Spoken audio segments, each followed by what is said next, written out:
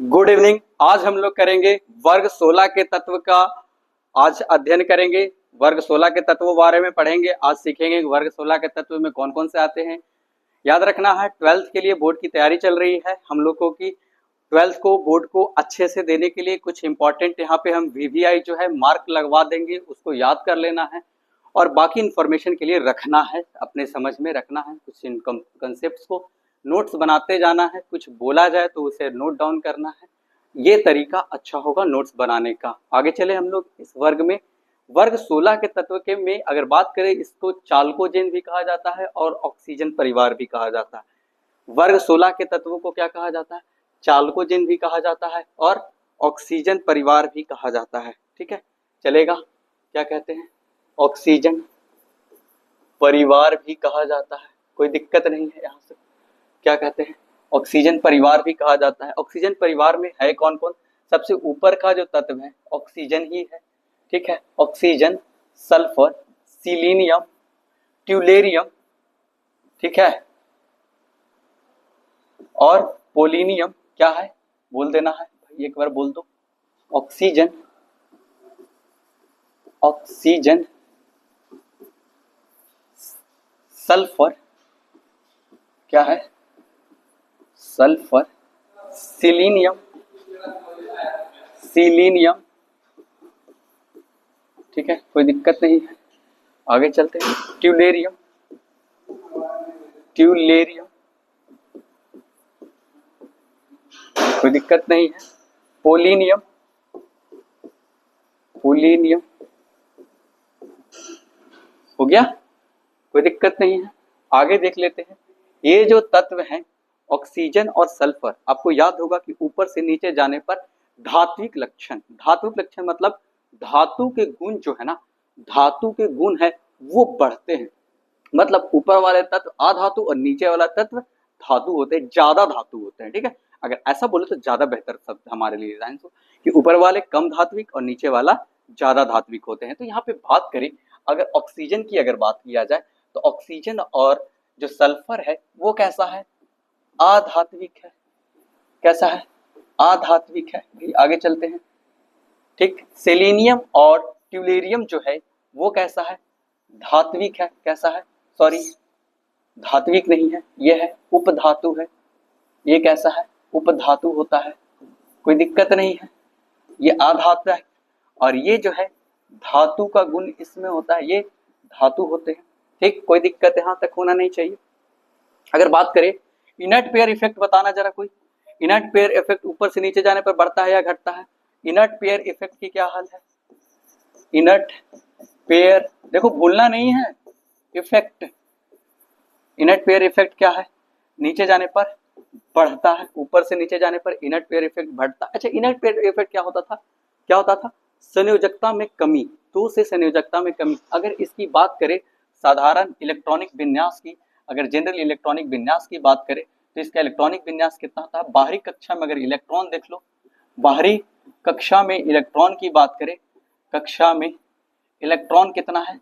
6 है भाई। कितना है? 6 है। अगर जनरल इलेक्ट्रॉनिक विन्यास की बात करें, ठीक है, जनरल मतलब सामान्य इलेक्ट्रॉनिक विन्यास की बात करें, सामान्य इसी की बात किया जाए तो कितना होता है? 2 नहीं, यहाँ पे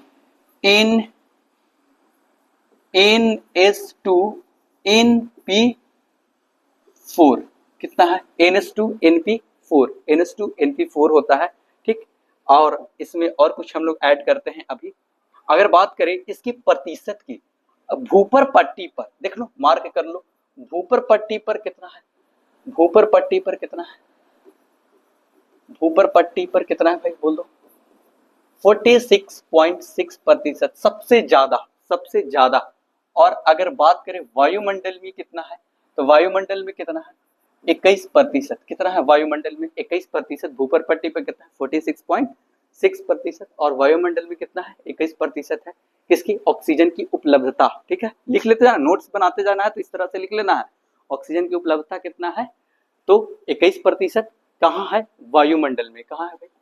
वायुमंडल में, है ना, वायुमंडल में है ये 21%। ठीक है, एक ऊपर पट्टी पे है 46। ऑक्सीजन है अगर बात किया जाए और इसके बारे में अगर और कुछ बात करें तो पूरे आवर्त सारणी में सबसे ज्यादा विद्युत ऋणात्मक कौन, सबसे ज्यादा कौन, फ्लोरीन, फिर उसके बाद ऑक्सीजन और फिर कौन होता है, नाइट्रोजन। पूरे आवर्त सारणी में सबसे ज्यादा विद्युत ऋणात्मक कौन, सबसे ज्यादा कौन विद्युत ऋणात्मक बोल दो, फ्लोरीन, फिर ऑक्सीजन और नाइट्रोजन। अर्थात ऑक्सीजन पूरे आवर्त सारणी में, ऑक्सीजन जो है पूरे आवर्त सारणी में सबसे ज्यादा के बाद सेकेंड नंबर पे विद्युत ऋणात्मक होता है। सेकेंड नंबर का विद्युत ऋणात्मक कौन है, ऑक्सीजन। फर्स्ट नंबर का कौन है, फ्लोरीन, ठीक है, और सेकेंड नंबर का कौन है, ऑक्सीजन। अभी इस कंसेप्ट का क्वेश्चन आगे करेंगे, इसके बारे में हम लोग बात करेंगे, कुछ बात करेंगे इसकी क्या हम लोग को जरूरत पड़ेगी, इससे क्या हम लोग समझ में आएगा। ठीक है, आगे चले, नोट डाउन इतना हो जाएगा, आगे चलते हैं। ठीक है, अगर एटॉमिक साइज की बात किया जाए, आकार की बात किया जाए, तो ऊपर से नीचे जाने पर आकार क्या होता है, भाई बोल दो, आकार क्या होता है, आकार बढ़ता है कि घटता है, बढ़ता है। कब, कब बढ़ता है, टॉप टू बॉटम, मतलब ऊपर से नीचे जाने पर आकार क्या होता है, बढ़ता है। अगर इसका क्रम लिखने बोल दे तो लिखा जाएगा, क्रम क्या हो जाएगा, क्रम लिखने के लिए हम लोग क्या करेंगे, ठीक है, सबसे छोटा ऑक्सीजन, सल्फर, ठीक है, सेलेनियम, टेरियम, पोलेनियम, कोई दिक्कत है, ये है क्रम हमारे पास, किसका, किसका क्रम है, आकार का क्रम है, टॉप टू बॉटम। आकार क्या होता है, बढ़ता है, ठीक है, आकार क्या होता है भाई, बढ़ता है, कोई दिक्कत नहीं है। अगर विद्युत ऋणात्मकता की बात करें तो ऊपर से नीचे जाने पर क्या होता है, ऊपर से नीचे जाने पर घटता है, क्या होता है, घटता है। यानी कि सबसे ज्यादा कौन है, ऑक्सीजन, सबसे ज्यादा कौन है, ऑक्सीजन है।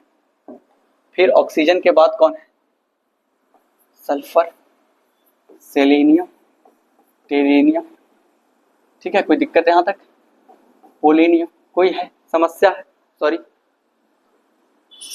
यहां से क्रम थोड़ा, ठीक है, कोई दिक्कत नहीं। वैसे भी धातु है तो विद्युत ऋणात्मक तो होगा नहीं, विद्युत धनात्मक होगा, और ये क्या होगा, विद्युत ऋणात्मक होगा। ईएन इसकी क्या होगी, ज्यादा होगी, है ना, कोई दिक्कत नहीं है। अगर इलेक्ट्रॉन गेन एंथैल्पी की बात करें, किसकी बात करें, electron gain enthalpy, electron gain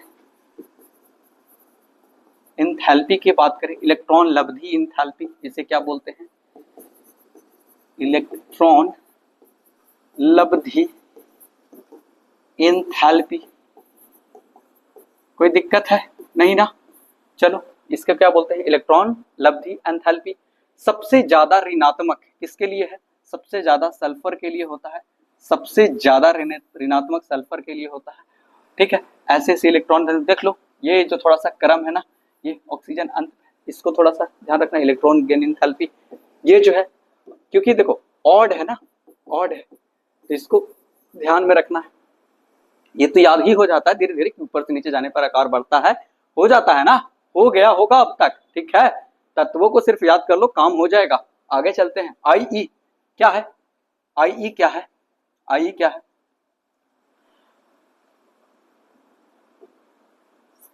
आई इलेक्ट्रॉन एंथैल्पी, ठीक है, आयनन एंथैल्पी क्या है, आयनन एंथैल्पी का मान क्या है, क्या है होगा, एंथैल्पी, आयनन एंथैल्पी के साथ बता दो क्या होना है, आयनन एंथैल्पी के साथ क्या होना है, आयनन एंथैल्पी का अगर देखो तो हो जाएगा, किसका सबसे ज्यादा होता है बोल दो, सबसे ज्यादा ऊपर से नीचे जाने पर क्या होता है, आयनन एंथैल्पी क्या होता है, घटता है, आयनन एंथैल्पी क्या होता है,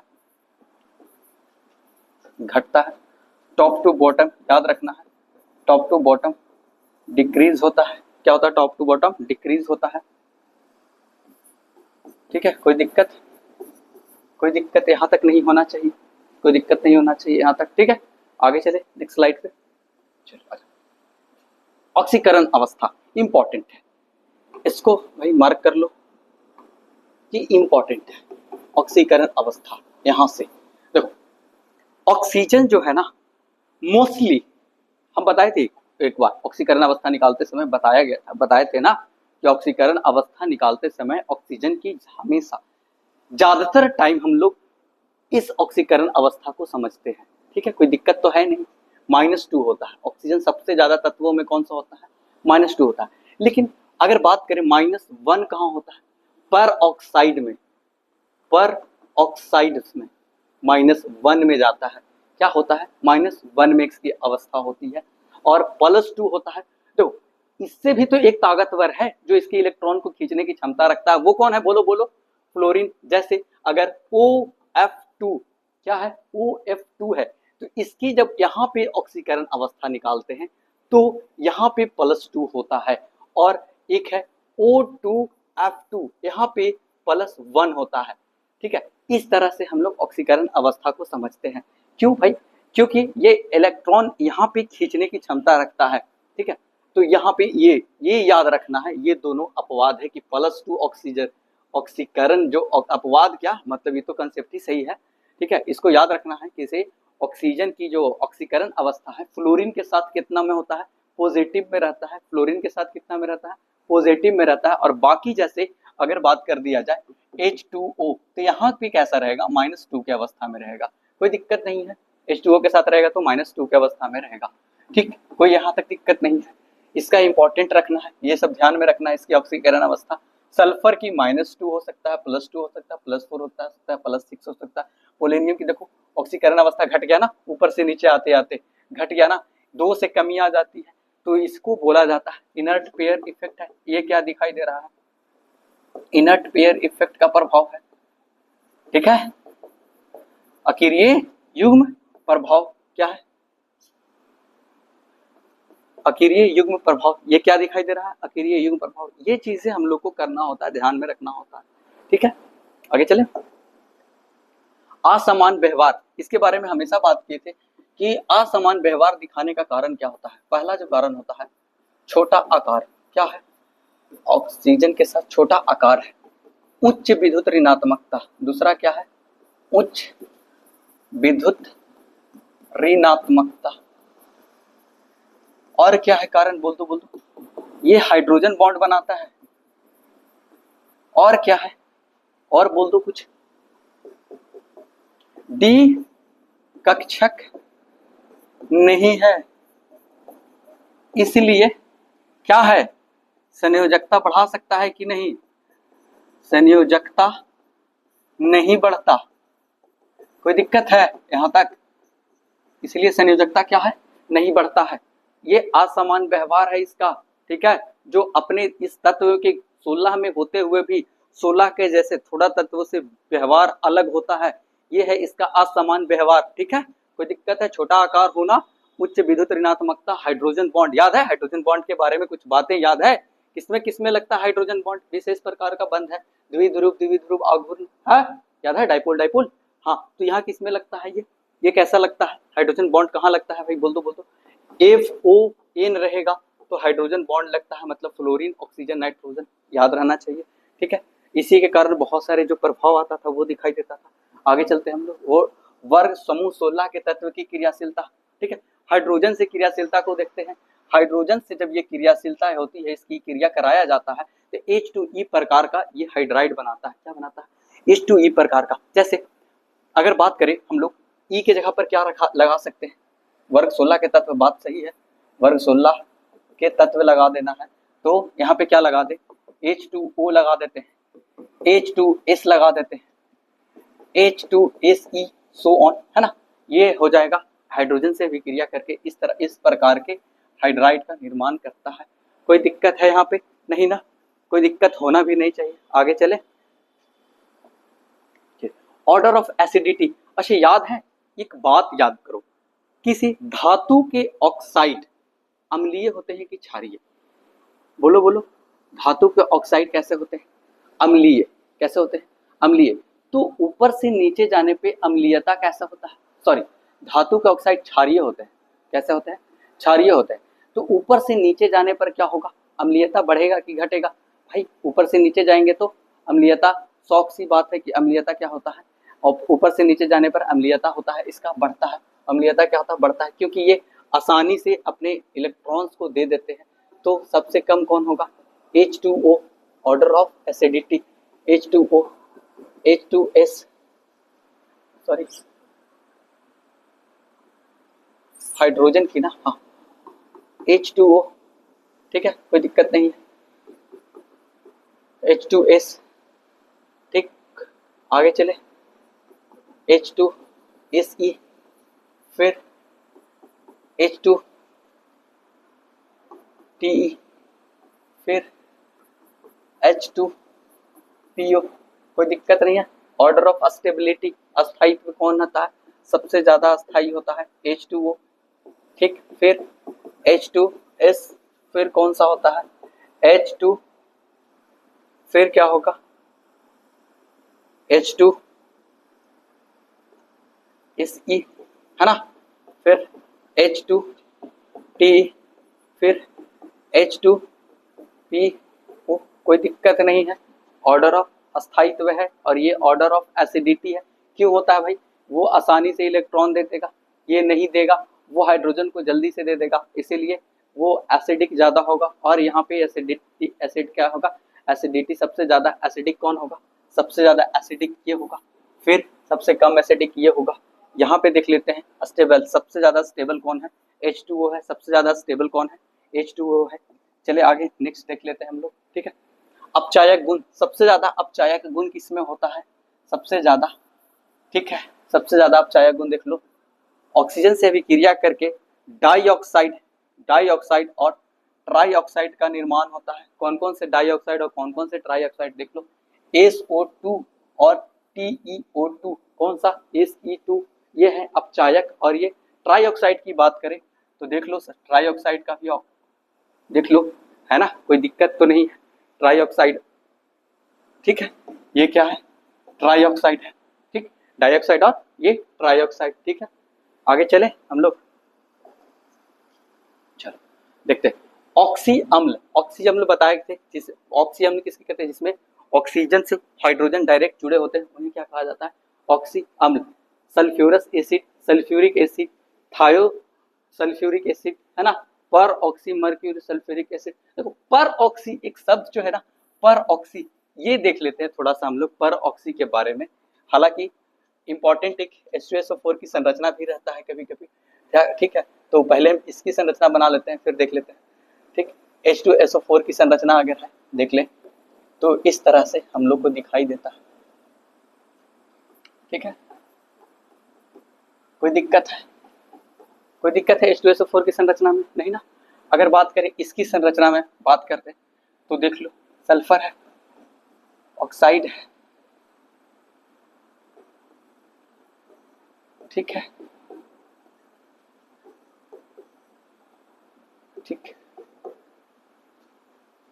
कोई दिक्कत है, 1 2 3 4 5, ठीक है, ये है। इसको कहा जाता है पर ऑक्सी लिंकेज, इसको क्या कहते हैं, पर ऑक्सी लिंकेज, याद रखना। और भी का पर ऑक्सी लिंकेज एक इंपॉर्टेंट है जहां पे दिखाई देता है। अगर बात करें H2O2 में, कहा H2O2 में, तो देखो H है, O है, O है, H है, तो यहाँ पे जो लिंकेज है ना, इसको पर ऑक्सी लिंकेज कहते हैं। क्या कहते हैं, पर ऑक्सी लिंकेज, ध्यान रखना है, पर ऑक्सी लिंकेज। ये बता दिए एक एक्स्ट्रा टाइप का कि इसमें कौन सा लिंकेज पाया जाता है, किस तरह का बंद होता है ना, तो वहां पे इस तरीके से -1+1 की जो कंसेप्ट आ रही थी वहां पे आपको हो जाएगा, ठीक है। और ये दिखाई दे रहा है सारा H2SO4, इनकी संरचना इंपॉर्टेंट नहीं, अगर बनाना है तो बना सकते हैं। हैलाइड्स को देख लेते हैं हम लोग आगे, है ना, हैलाइड को देख लेते हैं। OF2 क्या है, OF2 यहाँ पे अभी जस्ट बताए थे, यहाँ पे कितना होता है +2 होता है, ClO2, अब यहाँ पे क्या हो जाएगा -2 हो जाएगा, -2 हो जाएगा। इस तरह से इसको हम लोग ध्यान में रखते हैं हमेशा, है ना, याद है, ये समझ में आ रहा है, ठीक। और यहाँ पे देख लो, अगर SF6 की संरचना की बात करें, SF6 की संरचना, तो इसको देख लेते हैं, क्या है SF6, बात करो, बताओ बताओ जल्दी से, SF6 बताए थे, SF6 के बारे में कैसे बनता है बोलो, SF6 कैसे बनेगा। सबसे पहले तो कोई दिक्कत है, SF6 है, कोई दिक्कत नहीं है, इसकी संरचना देख लो, ऑक्टाहेड्रल, अष्टफलकीय, कोई दिक्कत है? चतुष्फलकीय द्विपिरामिड बोल सकते हैं या अष्टफलकीय बोल सकते हैं। समझ में आया? S6 का संरचना देख लो, है ना? ठीक, आज के लिए इतना ही। ठीक है, आज के लिए इतना ही। Thank you. ठीक, लेक्चर्स को देखते रहे, पढ़ते रहे और धन्यवाद।